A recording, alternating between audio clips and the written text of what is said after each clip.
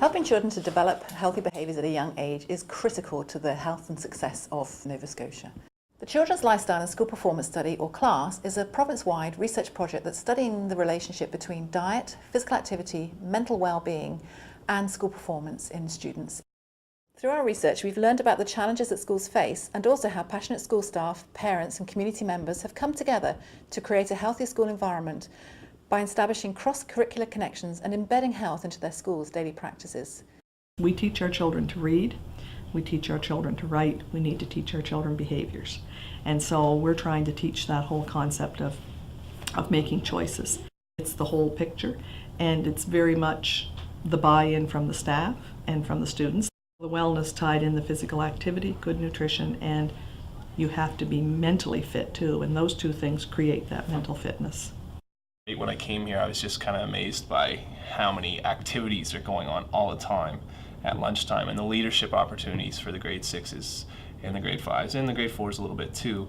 And it's automatically assumed that you take initiative to get involved and you're active in that, teachers, students, everybody. It's just the way it is. It's part of the life here. Know what self-esteem means, or what you think it might mean, or you can give me an example of self-esteem. We have a huge amount of extracurricular activities here that either start their day or that they go throughout the day. So, you know, when you're talking about kids being able to play basketball in the morning, being able to do wee dance, running clubs, soccer. Where we go into classes and we read and we try to promote healthy living in the school. We do it with the whole school. We have the greening of the tree, which promotes people to walk or bike to school. If you have a brown one, it means that your parents or someone drives you to school. If you have yellow, it means that you come on the bus. And if you have green, it means that there's either walking or biking. One of the major things that you'd see outside our school if you were to come maybe in 2 months is the giant garden. It starts in school.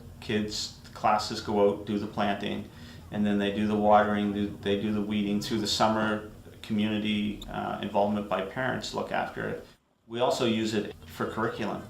Classes wrote counting beans, it can be used in a variety of ways. We have a garden in the front of the school, and we grow a bunch of veggies and stuff. And we get to plant. And then with the leftover veggies that we have, like we have a free soup day. I think it tastes better if you make it. Yeah, it tastes better. Students need daily opportunities to be physically active and should have access to nutritious foods throughout the school day. Regular physical activity and a healthy diet are both associated with improved classroom behaviour and a better capacity to learn. There is lots of evidence from research, including the CLASS studies, that tells us that both healthier diets and regular participation in physical activity are important in supporting student achievement. Healthy Nova Scotia schools ensure that students have daily opportunities to be physically active through physical education, active free play and extracurricular activities during lunchtime as well as before and after school. These schools also have universal breakfast programs and healthy snacks throughout the school day to ensure that all students are well nourished and ready to learn. School gardens have helped to reinforce healthy messages by engaging students in the cultivation of fruits and vegetables and preparation of school snacks and meals. These healthy school activities have also helped students meet curriculum outcomes in health and other subjects.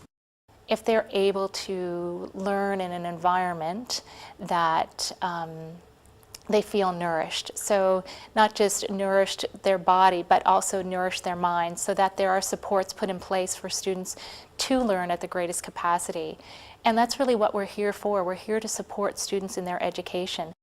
It's very well accepted to have an active class and to go outside with your kids and to, you know, do something completely different where you take your kids to the gym to do a math class, or you go outside for science.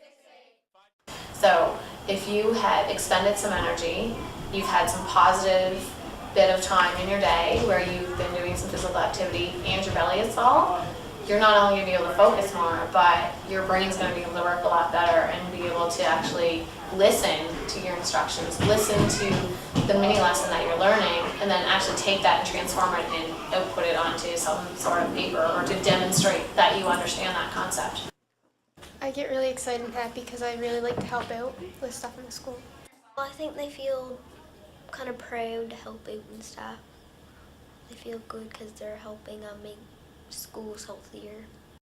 I think it just sets a great foundation for the kids as they grow older, that they'll make better choices and make better choices for their families. I think it definitely is carried on in my home. Like last week we were in the grocery store and my son threw in a bag of baby carrots, which that's what he really enjoyed here. So it definitely carries on at home, and I think what they're used to here, it's habit. And I'm very much, it takes a village to raise a child. And we do sincerely try and model that. The kids are the easy part.